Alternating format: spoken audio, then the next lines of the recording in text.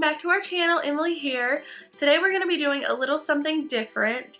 Just to give you a little background, I am very crafty. I can sew and crochet and I make all sorts of little things, and I wanted to dive into that a little bit today and give you guys these two tutorials on some super simple fine motor skills toys. And everything that I use for these toys comes straight from the Dollar Tree, so it's extremely affordable.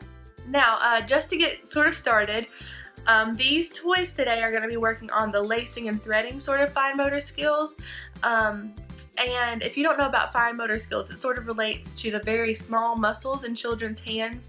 They use these muscles to do all sorts of things like tie your shoes, button a button, hold a pencil, just like a whole huge array of things. And the toys that work on the fine motor skills really help to strengthen those muscles. And so the benefits for having very strong fine motor skills come in handy all through the child's life. So without any more ado, let's go ahead and get started. Okay, so the first craft sort of toy thing that we're doing today is just a super basic, simple lacing game with just some shoestrings and some beads. And I'll show you just what you have to do. Okay guys, so for this first craft, as I said, you're just going to need some shoestrings and a pack of beads. For this, it's very important that you get some round shoestrings instead of the flat ones. I actually think they're typically called boot strings instead of shoestrings. And the only real step to this craft is just to tie a knot at one end of the string. And after that, you're basically finished. You just take a bead and you lace it onto the shoestring. This is a really good craft for kids to do because not only are they working on their lacing motor skill, but they also get the added sensory bonus of having the small, smooth, round beads in their hands. So yeah, that's pretty much all there is to this one. Next is something a little bit more creative, and it just involves one of these tubes. They're usually in the gift wrapping sort of section with all of the gift bags and bows and things like that. It's just like a little tube canister sort of thing. We need that. Some pipe cleaners. I got these from like the little Christmas section that they had out just because I thought they were really pretty. And lastly are some metal skewers. These aren't really necessary for the craft. You'll see exactly what I'm using them for, and then you can actually use like a wooden skewer or a knife or anything of the sort. I just thought that this would make some more clean lines, but you can use whatever you would like. Okay guys, so for this next one, like I said, you're just going to need your canister, your skewer, or whatever you decide to use, and your pipe cleaners. This one is a little more complex than the last, but really no less simple at all.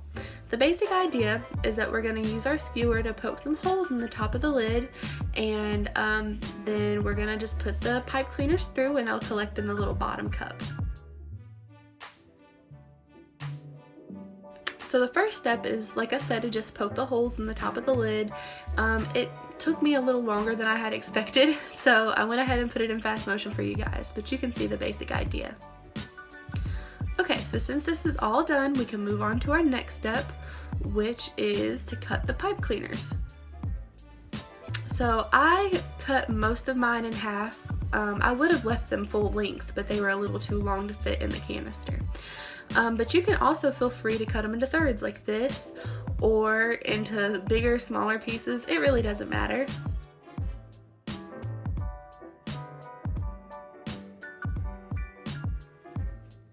And after that, you are done. The holes that I made on the top of this one were a little smaller than I would typically make it, but I have already made one of these for Charlie and she mastered the bigger holes, so I decided to give her more of a challenge with the smaller holes. She's loving it so far. So the benefits of this craft are not only do they have to work hard to get pipe cleaners into the small holes, but they also have to work around the pipe cleaners bending on them, which is an extra challenge. Okay guys, that's all. Thank you so much for watching. I really hope that you guys will go and do some of these crafts. If you like this video, be sure to leave a like down below and comment. Let me know what you thought of the different ideas. Be sure to subscribe and hit that notification bell so that you don't miss any of our videos in the future. We have just a whole wide array of different sorts of videos coming out and you guys don't want to miss it. So again, thank you so much for watching and we'll see you in the next one. Bye!